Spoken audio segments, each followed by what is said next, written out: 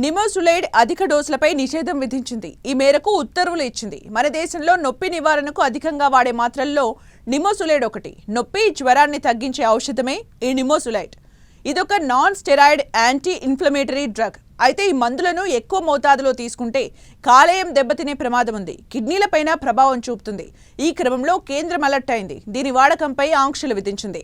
Health risk కారణాలతో నిమోసులైడ్ 100 mgకి మించి dose ఉండే ఔషధాల తయారీ, విక్రయాలు, పంపిణీ తక్షణమే నిలిపివేయాలని ఆదేశించింది. అంటే ఇకపై మార్కెట్లో 100 mg మోతాదు గల నిమోసులైడ్ మాత్రలు మాత్రమే అందుబాటులో ఉంటాయి. అంతకంటే ఎక్కువ పవర్ లేదా మోతాదు ఉన్నవి తయారు చేయకూడదు, అమ్మకూడదు. కేంద్రం తాజా ఆదేశాలతో నిమోసులైడ్ ఆధారిత పెయిన్ కిల్లర్ బ్రాండ్లను తయారు చేసే ఫార్మా కంపెనీలు వెంటనే తమ ప్రొడక్షన్ నిలిపివేయాల్సి ఉంటుంది. అంతేకాదు మార్కెట్లో ఉన్న స్టాక్ను వెనక్కి తీసుకోవాలని ఫార్మా కంపెనీలను కేంద్రం ఆదేశించింది.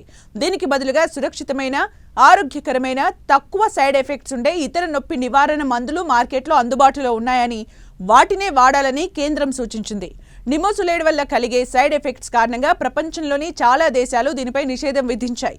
అదే సమయంలో దగ్గు మందులను ఓవర్ ది కౌంటర్ మందుల జాబితా నుండి తొలగిస్తూ ఆరోగ్య కుటుంబ సంక్షేమ మంత్రిత్వ శాఖ ఒక ముసాయిదా నోటిఫికేషన్ను కూడా విడుదల చేసింది.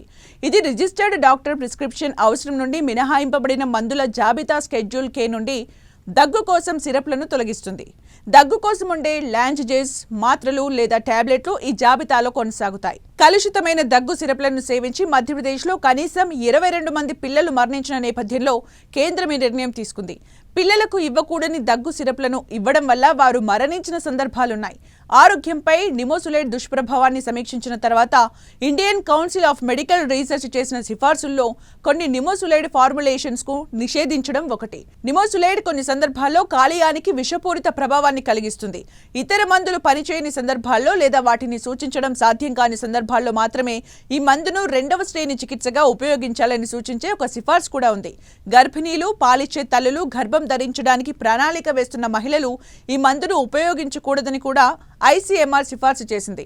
మూత్రపిండాలు లేదా కాలేయ సమస్యలు ఉన్న రోగులకు నిమోసులైడ్ను సూచించకూడదని కూడా సిఫార్సు చేసింది. కాలేయానికి లేదా మూత్రపిండాలకు హాని కలిగించే ఇతర మందులతో పాటు దీన్ని ఇవ్వకూడదు. 12 సంవత్సరాల కంటే తక్కువ వయసున్న పిల్లలకు దీన్ని వాడకూడదని ఇప్పటికే నిషేధం విధించారు. వివిధ వయసుల వారిపై ఈ మందు వాడకం వల్ల కలిగే ప్రభావాలను సమీక్షించాలని కూడా కమిటీ ICMRను కోరింది. 12 ఏళ్లలోపు పిల్లలు, 12 నుండి 18 సంవత్సరాల మధ్య వయసున్న వారు, 60 ఏళ్ల పైబడిన వారిపై దీని ప్రభావం ఎలా ఉంటుందో సమీక్షించాలని సూచించింది.